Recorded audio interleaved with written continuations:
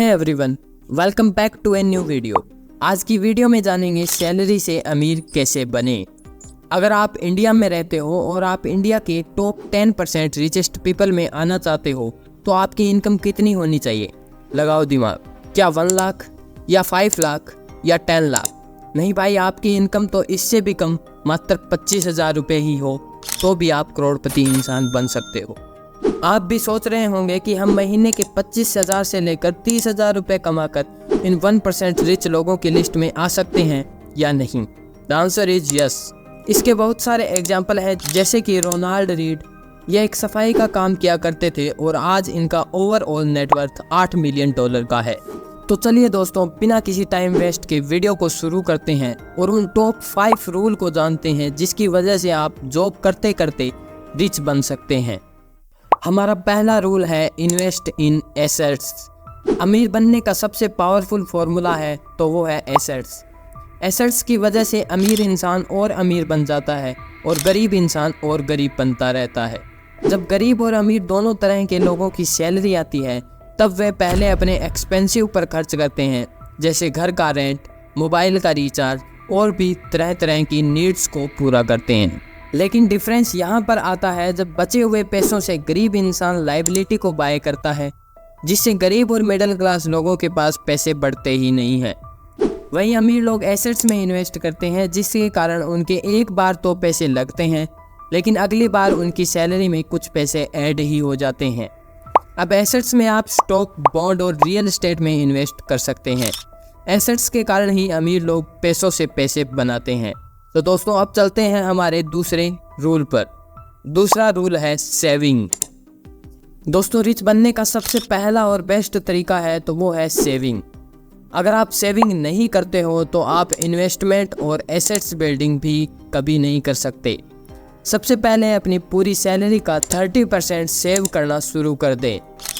अब सेविंग करने का सबसे अच्छा तरीका है प्रोडक्ट को कम से कम बाय करना, केवल ज़रूरत के प्रोडक्ट को ही बाय करना।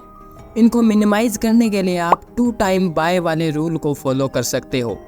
इस रूल में अगर आप कोई चीज़ 2 बार खरीद सकते हैं तब तक आप प्रोडक्ट खरीदिए, और अगर आप 2 बार प्रोडक्ट नहीं खरीद सकते हैं तब तक उसे मत खरीदिए।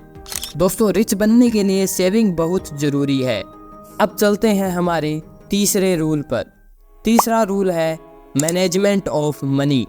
दोस्तों, मनी मैनेजमेंट करने का सबसे अच्छा तरीका है 50-30-20 का रूल। अब आप कहोगे कि ये 50-30-20 का फॉर्मूला क्या है? इस फॉर्मूले के अनुसार आप 50% अपनी सैलरी का अपनी नीड्स में यूज कर सकते हैं और 30% अपनी सैलरी का अपने सेविंग और इन्वेस्टमेंट में काम में ले सकते हैं, और 20% आप अपनी सैलरी का अपने वॉन्ट्स में यूज कर सकते हैं, जैसे कि एजुकेशन, होम, कार, इन सब को दे सकते हैं। दोस्तों, जितना जल्दी हो सके उतना जल्दी आप मनी मैनेजमेंट सीखिए। अब चलते हैं हमारे चौथे रूल पर।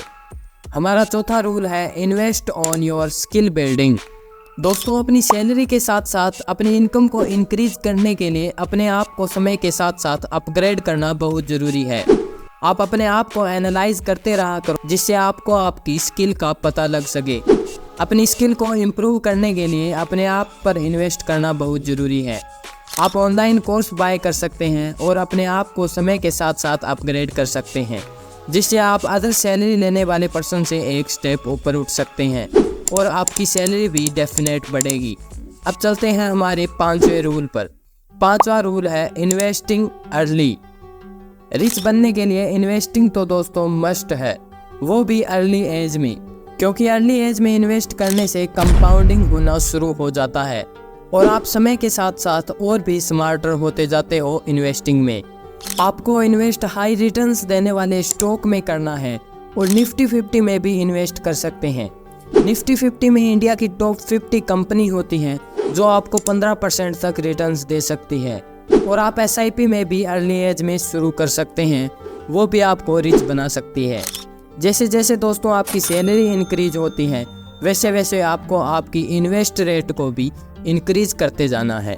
तो दोस्तों, वीडियो कैसी लगी? अगर वीडियो अच्छी लगी है तो वीडियो को लाइक एंड चैनल को सब्सक्राइब करना मत भूलिएगा। तब तक मिलते हैं अगली वीडियो में।